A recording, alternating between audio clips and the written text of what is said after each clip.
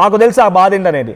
రీసెంట్గా ఒక 3 months back నేను తాండూరుకు వెళ్ళి గిరిజన బాలికల పాఠశాలకు వెళ్ళి చూస్తే అక్కడ ఫుడ్ పాయిజన్ అయి ఉంటే ఆ తల్లిదండ్రులకు కనీసం సమాచారం అంటే ఫోన్ లేదు. గిరిజన పిల్లలకి ఎక్కడో చాలా దూరంగా ఉంటారు వాళ్ళ తల్లిదండ్రులు. ఆ పాపను తీసుకొచ్చి అదే హాస్టల్లో అక్కడే పడుకోబెట్టి గిలగిల కొట్టేసుకుంటుంది ఆ పాప, కడుపు నొప్పి అని చెప్పి.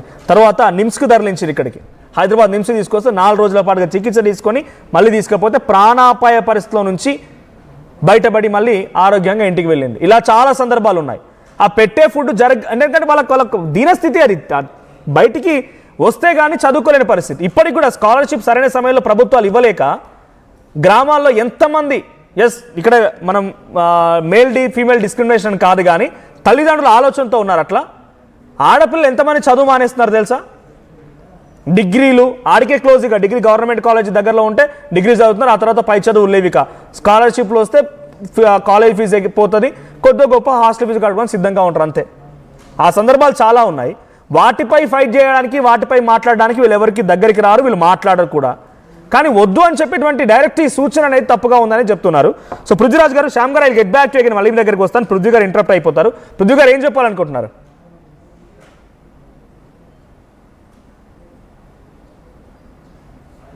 మనోజ్, అది ఇంతకుముందు కిరణ్ గారు మాట్లాడుకుంటా నేను ఎక్కడ కులం ప్రస్తావన తీసుకురాలేదు.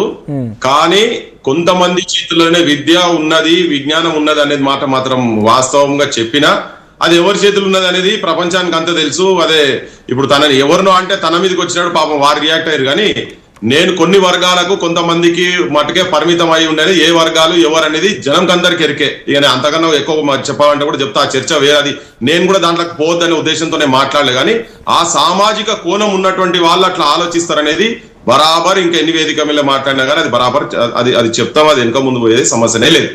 ఇప్పటికే ఆ పెట్టిన ఫుడ్ విషయంలో కూడా దాదాపు ఇప్పటికి మోర్ దెన్ 70 మంది చనిపోయారు, పిల్లలు చనిపోయారు. అది కుక్కలు కూడా తినేయి మనోజ్ అవి ఆ ఫుడ్. నేను కొన్ని 100 బడులకు పోయినా, నువ్వు వికారాబాద్ ఉదాహరణ చెప్పినావు కదా, నేను వందల బడులకు నేను పోయినా, చూసినా, బడి నిద్రలు చేసినాం, వాళ్ళతో కూర్చున్నాం. ఘోరం ఏంటంటే ఉట్టిగా జస్ట్ పసుపు కింద కారం వేసి పెడతారు. అసలు ఆ గుడ్లు కూడా పెడుతున్నట్టుగా బిల్లులు పోతాయి.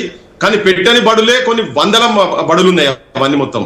సో ఇవన్నీ చాలా అంటే గ్రౌండ్ క్షేత్రస్థాయికి పోతే వాస్తవాలు చాలా డిఫరెంట్గా ఉన్నాయి. సో వీళ్ళు క్షేత్రస్థాయికి పోకుండా వీళ్ళు ఉట్టిగా పైననే ఉండి అదేందో గవర్నమెంట్ కు మొత్తము ఈ వీళ్ళ గుడ్డు పెట్టిన పైసలతోని మొత్తం సమాజం అంతా సర్వనాశనం అవుతున్నట్టుగా దాన్ని ఒక ప్రొజెక్షన్ తీసుకొచ్చి పెట్టుడు. It is a non issue. Actual గా అది బాధ్యత లేకుండా, బాధ్యత రహితంగా మాట్లాడినటువంటి మాటలవి. ఇది కాగ్నిటివ్ ఎలిజిబిలిటీ అనేది తగ్గుతుంది కంప్లీట్ గా. ఎవరికి ఇట్లా అంటే ఫుడ్ ప్రాపర్ గా లేకుంటే వాళ్ళ ఆలోచన శక్తి తగ్గుతుంది, జ్ఞాపక శక్తి తగ్గుతుంది, రీజనింగ్ పవర్స్ పోతాయి. ఇవన్నీ రావాలంటే మంచి ప్రోటీన్ ఫుడ్ వాళ్ళకి అందియాలి, ఆ బ్రెయిన్ ప్రాపర్ ఫంక్షనింగ్ చేయాలంటే. సో అది ఇళ్ళలో దొరకదు కాబట్టినే వాస్తవం ఇంతకుముందు కళ్యాణి గారు చెప్పినట్టు చాలా మంది నిజంగా కూడా తిండి గురించే వస్తారు. ఎందుకంటే కటిక పేదరికంలో ఉన్నారు కాబట్టి. 1.6 మిలియన్ దేశంలో ఉన్నటువంటి వాళ్ళు కటిక పేదరికంలో ఉన్నటువంటి వాళ్ళు ఇప్పటికి ఉన్నారు. 1% of the nation is holding more than 40% of the wealth of the nation.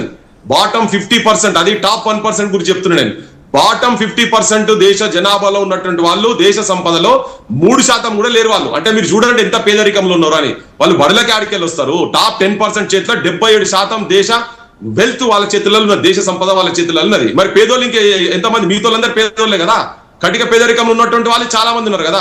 So అందుకనే దేశంలో సమానమైన హక్కులు సమానమైన రావాలంటే ఇటువంటి చట్టాలు రావాల్సిందే. ఒక టీచర్ కాల్ చేశారు మనకు లైవ్ లో, నర్సారెడ్డి గారు అంట, హైదరాబాద్ నుంచి ఒక టీచర్ మాట్లాడతారు. నర్సారెడ్డి గారు నమస్తే అండి. ఇంటరప్ట్ అయింది, కంటిన్యూ ప్లీజ్. యా, ఇప్పుడు నువ్వు దేశంలో ఏ పరిస్థితుల్లో ఎట్లా ఉన్నాం మనం ఇలా మొత్తం విశ్వ ప్రఖ్యాతికి వస్తున్నాడు నా భారతదేశం అని చెప్పి బయట పోయి పేద ఉపన్యాసాలు దంచుతా ఉన్నారు మన లీడర్లంతా మొత్తం పోయి. ఈ ధనము వెల్త్ మొత్తం కొంతమంది బిజినెస్ పీపుల్ల చేతులలో. ఇంకోటి ఏంటంటే విద్యా యూనివర్సిటీలు పెట్టినటువంటి వాళ్ళు ప్రైవేటు వాళ్ళు మంత్రులై పాలిటీషియన్స్ అయినరు కాబట్టినే ఈ కిందిలే ఇటువంటి అంటే కింద పేదోళ్ళు చదువుతున్నటువంటి బడులు మొత్తం లేకుండా చేసి ప్రైవేటీకరణ చేసేటువంటి కుట్రలో భాగంగా జరుగుతున్నట్టే నాకు క్లియర్ గా అనిపిస్తుంది. ఇక్కడ ఏ కులాలు అగ్ర కులాలలో ఉన్నటువంటి వాళ్ళ శాతం ఇలా ప్రభుత్వ పాఠశాలల్లో కొంచెం తగ్గింది, కొంచెం ఏంది మేజర్ గా తగ్గింది. మెజారిటీగా బీసీ ఎస్సీ ఎస్టీ కులాలు అగ్ర కులాల్లో ఉన్నటువంటి పేదోళ్ళు ఉన్నారు. ఎవరికైనా కానీ సమానంగా అందాల్సిందే. భారతదేశంలో, ఈ దేశంలో భరతమాత నేల మీద జన్మించిన ప్రతి బిడ్డకు సమానమైన హక్కులు, సమానమైన విద్య, సమానంగా అన్ని ఉండాల్సిన అవసరం ఉంది. కాబట్టి అటువంటి ఆలోచనతోటే ఇటువంటి స్కీమ్స్ ఇవన్నీ పెట్టి పిల్లలు సూసైడ్ డ్రాప్ అవుట్స్ లేకుండా చేసి, ఇలా ఏంది 60% దేశంలో యువకులు ఉన్నారు. స్కిల్ సెట్ నువ్వు స్కిల్ సెట్ ఓన్లీ 6% అంటే ఓన్లీ 6% తోటే బయటకు వచ్చే వాళ్ళు స్కిల్ సెట్ తోటి ఉన్నారు. మిగతా 94% వాళ్ళు చదువుకునేటువంటి